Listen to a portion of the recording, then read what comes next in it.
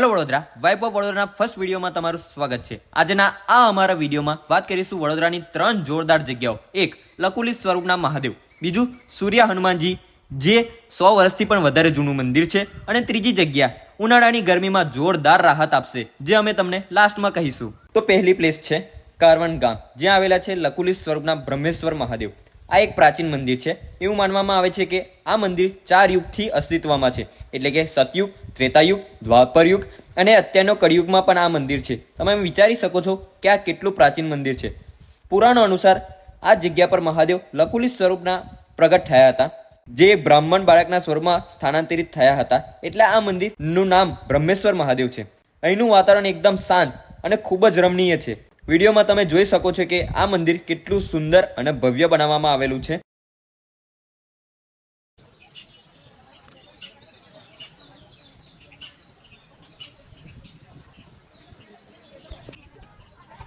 તમને આ મંદિર કેવું લાગ્યું કોમેન્ટમાં જરૂર જણાવશો।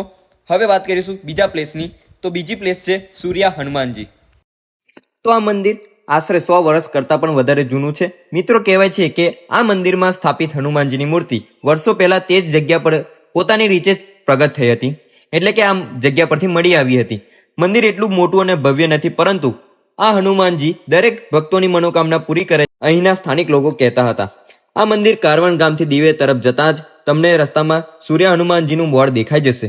જો તમે દિવેર તરફ જતા હોય તો દર્શન કરવા જરૂર જજો, અને અમારી ત્રીજી લોકેશન પણ દિવેર જ છે। દિવેર પર જતા પહેલા જો તમને આ વિડીયો સારો લાગ્યો હોય તો લાઈક કરી દેજો, જેથી અમને આવા બીજા વિડીયો લાવવાનું પ્રોત્સાહન મળે। અને તમને આ વિડીયો કેવો લાગ્યો કોમેન્ટમાં જરૂર જણાવજો, અને તમારા ફ્રેન્ડને પણ આ વિડીયો શેર જરૂર કરજો। અને આવા જ બીજા જોરદાર વિડીયો જોવા માટે અમારી ચેનલને સબસ્ક્રાઇબ જરૂર કરી લેજો। તો આપણે પહોંચી ગયા નર્મદા નદીના દિવેર તટ પર। અહીંનો વ્યૂ તો જુઓ કેટલો જોરદાર લાગે છે। તમને અહીં બીચ જેવી ફિલિંગ આવશે, જાણે તમે દરિયાની નજીક હોય તેવું જ ફીલ થશે। અહીં નાના બાળકો માટે ટ્યુબ પણ મળી રહેશે, અને બીજું ખાણીપીણીની વસ્તુઓ પણ આરામથી મળી રહેશે। અહીંના તટ પર પાણી વધારે ઊંડું ના હોવાથી તમે સારી રીતે નહાવાની મજા માણી શકશો। બીજું કે આવી જગ્યાઓ પર મહેરબાની કરીને પાણીમાં અને તટ પર ગંદકી કરશો નહીં, અને ખાસ કે પાણીમાં પ્લાસ્ટિકની વસ્તુઓ તો ફેંકશો જ નહીં। બાકી અહીંનું પાણી એકદમ ઠંડુ અને એકદમ સ્વચ્છ છે, એટલે આવી ગરમીમાં તમને એકદમ રાહત મળશે। અને આવા જ વિડીયો જોવા વાઇબ ઓફ વડોદરાને સબસ્ક્રાઇબ કરી લેજો। મળું વડોદરા, સુંદર Vadodara. Have a good day.